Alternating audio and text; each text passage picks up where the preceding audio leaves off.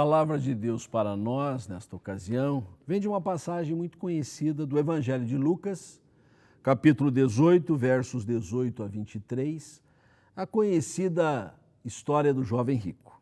Certo homem de posição perguntou a Jesus: Bom mestre, que farei para herdar a vida eterna?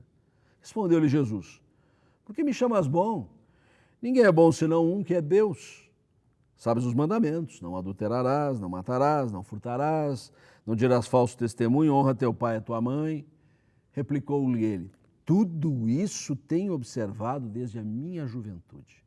Ouvindo-o, Jesus disse-lhe: Uma coisa ainda te falta. Vende tudo o que tens, dá-o aos pobres, e terás um tesouro nos céus. Depois vem e segue-me. Mas ouvindo ele estas palavras, ficou muito triste, porque era riquíssimo. Que bom que a gente pode fazer a mesma pergunta à base do que aqui acabamos de ver retratado, que é: o que é que falta ainda? E Jesus disse: uma coisa te falta. E é bom a gente fazer essa pergunta ainda no começo de um ano, porque quando chega já no final do ano, talvez a gente vá fazer o balanço e dizer: falta tanta coisa que não vai dar para a gente fazer nada. Então, no começo de um ano é bom a gente saber o que é que falta. E eu queria aqui, no espelho da história desse chamado jovem rico, trazer exatamente a lume para nós coisas que eventualmente podem também estar faltando na nossa vida e nós precisamos vê-las supridas pela bondade e pela graça de Deus. O que falta? Mas vamos observar primeiro de tudo que se faltavam algumas coisas na vida daquele homem, como de resto da nossa, algumas coisas sobravam na vida dele. Por exemplo, sobrava nele vontade de ir para o céu. Tanto que ele procurou Jesus e, sem meias medidas, perguntou: o que eu faço para herdar a vida eterna? É uma outra forma de dizer: como é que eu me arranjo para chegar no céu? Isso ele tinha muita vontade. Isso não faltava nele. Também, evidentemente, a ele não faltava força física. Ele é chamado de jovem, mas vamos pensar assim, um jovem já um pouco mais amadurecido, né? Não um pós-adolescente. De qualquer forma, com certeza, era uma pessoa bastante forte, vigorosa, como muitos que nos acompanham aqui, ainda dispõem de força física, mas nem todos. Alguns já estão se ressentindo deste aspecto. Um terceiro aspecto que eu gostaria de ressaltar, que não faltava naquele homem, era exatamente justiça própria. Quando Jesus alinha os mandamentos, ele não teve dúvida: tudo isso eu tenho cumprido desde que eu era bem jovenzinho e agora um pouco mais amadurecido, levo a sério. Mas em que tom ele coloca-se, senão o de alguém que tinha justiça própria e não a justiça que vem de Deus, a justiça que recaiu sobre Jesus e nos trouxe eternal salvação. Mas isto posto, resta ainda responder a pergunta primordial: o que é que faltava nele, o que pode estar faltando em nós? E eu quero ressaltar que, primeiro de tudo, naquele homem faltava temor a Deus. E você precisa saber se isso não tem faltado na sua vida. Temor a Deus porque ele diz que guardava todos os mandamentos e, na verdade, não guardava. Porque, minimamente, o primeiro e mais fundamental, ele não guardava. O primeiro mandamento diz: não terás outros deuses diante de mim.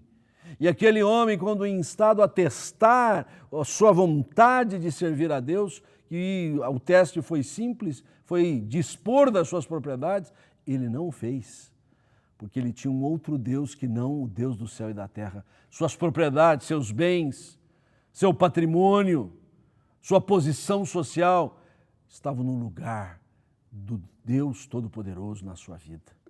O trono do Senhor era ocupado por outros interesses. E sempre que isto acontece na vida de quem quer que seja, falta temor a Deus, que é o princípio da sabedoria. Faltava nele. Está faltando isso na sua vida? Ainda dá tempo de você reparar isso.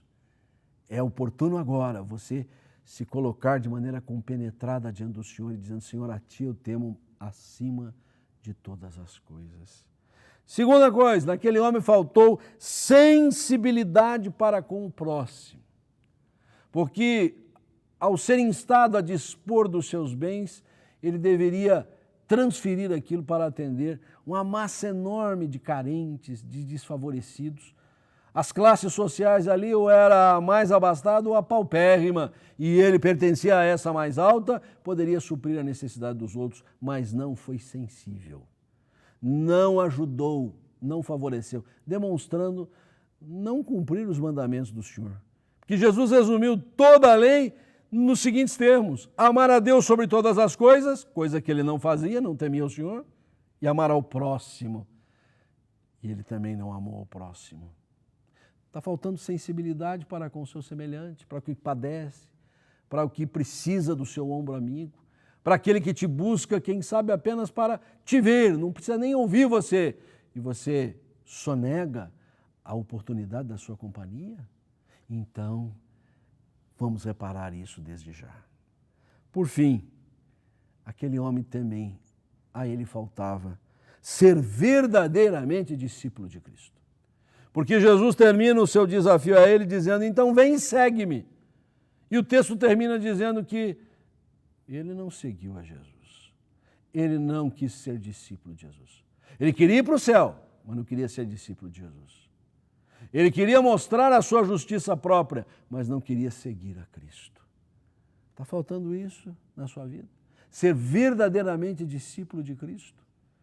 Fazer a vontade do Senhor? Andar em conformidade aos seus caminhos? Ainda dá tempo. Estamos só começando uma nova etapa. E que em você possam sobrar muitas coisas, mas que de maneira nenhuma falte temor ao Senhor, sensibilidade para com o próximo e ser verdadeiramente discípulo de Jesus. Ó Pai, que possamos olhar figuras como esta aqui retratadas como um espelho para nós. E se vislumbrarmos realidades que precisam ser sanadas e corrigidas, permita pelo Teu Espírito Santo que isso seja revisto na nossa vida. Por amor de Cristo oramos. Amém.